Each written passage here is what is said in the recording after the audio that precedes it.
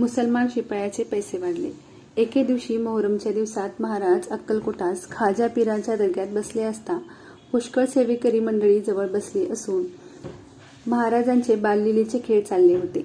तितक्यात राजवाड्यातून एक मुसलमान शिपाई हातात तबक घेऊन फकिरी मागण्यास जात होता. महाराज बसलेले पाहून शिपाई मनमन करण्यास आला. अक्कलकोटवासी जनास महाराज हे एक निधान सापडले होते. सर्वांचा नियम असा असे की वाटेने जाताना महाराज जवळपास बसले असल्यास आणि मोठे जरुरीचे काम जरी असले तरी मग मुसलमान, महार वगैरे कोणी असो श्री समर्थांचे दर्शन घेतल्याशिवाय जावायचे नाही. धन्य त्या अक्कलकोटीवासी जनाची असो. शिपायाने महाराजांचे दर्शन घेऊन रुमालेने झाकलेली तबक महाराजापुढे ठेवले. महाराजांनी तबक हातात घेतले. त्यात 5-6 पैसे होते. पैसे हातात घेऊन महाराज 1, 2, 3 याप्रमाणे मोजू लागले. मोजून पैसे तबकात टाकावे व पुन्हा हातात घ्यावे हाच खेळ सुरू झाला. असे मोजता मोजता 15, 16, 17, 20 होता होता बरेच पैसे ताटात दिसू लागले. हा चमत्कार पाहून शिपायाच्याने उभी राहावेना. महाराज पैसे जमे लगे असे शिपाई म्हणाला. हे ऐकताच महाराजांनी हात आखडला व तबक खाली ठेवले. पुन्हा पाहता तो तबकात पैसे 5-6 राहिले. ही गोष्ट पुष्कळांनी पाहिली. शिपायाचे प्राक्तन गणेश हरी सोहणी.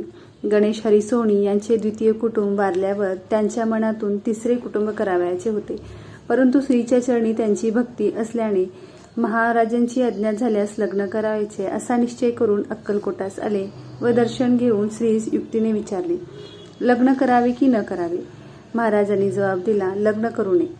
सेवेकरी याचकडून रिकामी चिलीम आणून त्यावर विस्तव ठेवून ओढू लागले. या कृतीवरून असे दर्शविले की लग्न करून सुखी व्हायचे नाही. पुढे सोहणी बडोद्यास गेले. एक चांगली मुलगी पाहून लग्न लावले. समर्थांची आज्ञा भंग केल्यामुळे परिणाम वाईट झाला. तो असा, लग्न झाल्यावर 8व्या दिवशी सोहणी यांचे कुटुंब जिना उतरत असता पाय घसरून खाली पडले व बाईची कंबर मोडली. ती जन्मापर्यंत बरी झाली नाही. पुष्कळ औषधे वगैरे केली. बाईस रोज पाटावर बसून जिकडे तिकडे फिरवावे लागे. रिकामी चिलीम ओढण्याची महाराजांची कृती करून दाखवली. त्याचे स्मरण सोहणी यास वारंवार होई. पण उपयोग काय. एक वेळ चूक झाली म्हणजे ती सुधारतात नाही. म्हणून प्रत्येकाने वेळचे वेळेवर जपावे. भटाचे जोडवे गेले. एक वेळ श्री स्वामी समर्थ मोदीच्या वाड्यात असता मोहरमचे दिवस असल्याने श्रीपाद भट पुजारी व भुजंगा शिपाई यांनी ताबूत पाहण्यास जाण्याविषयी महाराजाजवळ आज्ञा मागितली. महाराजांनी जाऊ नको म्हणून सांगितले. मौज पाहण्याची हौस फार असल्याने काही वेळाने मोठ्या मिनतवारीने महाराजांची पुन्हा आज्ञा मागितली. जाऊ नको म्हणून महाराज म्हणाले. तरी दुसरे सेवेकरास महाराजाजवळ बसवून हळूच डोळा चुकून उभयता ताबूत पाहण्यास निघून गेले. श्रीपाद भटाच्या हातातील 3-3.5 तोळ्याचे जोडवे ताबूतच्या गर्दीत कोणी काढून घेईल म्हणून हुशार शिपाई भुजंगा याचपाशी भटजीने दिले. आपण गरीब, आपल्या हातात जोडवे नको म्हणून भुजंगाही आपल्या हातात जोडवे घालून घेत नव्हता.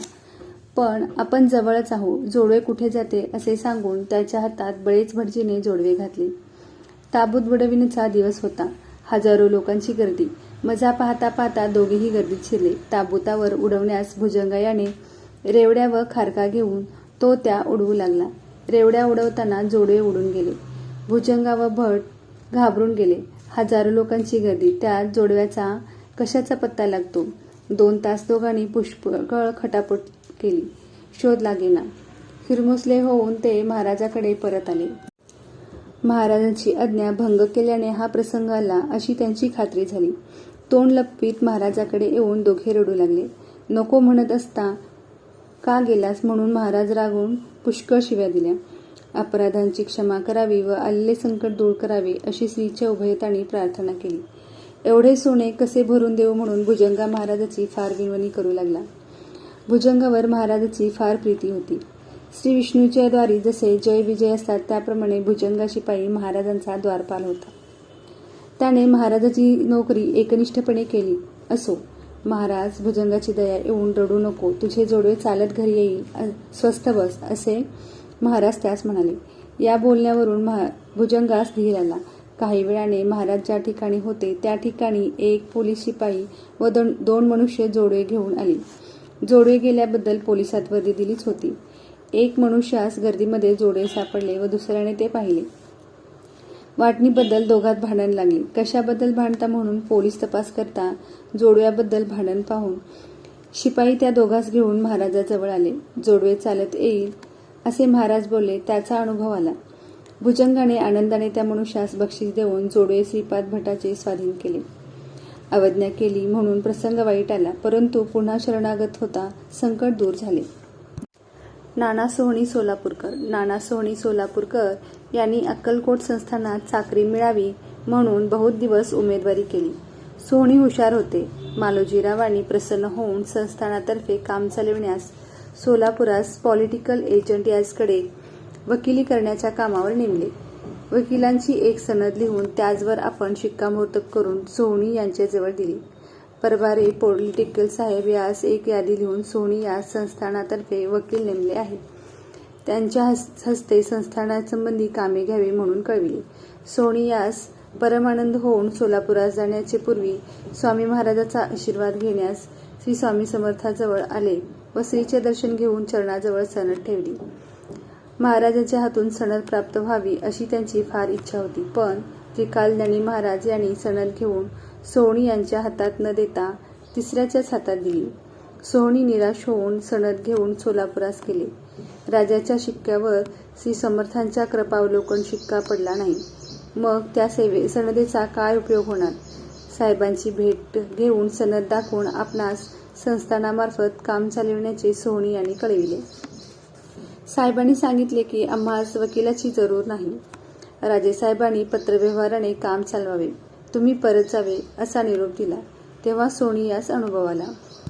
पोटशुळा ब्राह्मण. एक वैष्णव ब्राह्मण वृद्ध असून पोटशुळाने अति व्याधीग्रस्त होता. त्याने बरेच दिवस महाराजांची सेवा केली. 150-200 सेवेकरी श्री समर्थाजवळ असत.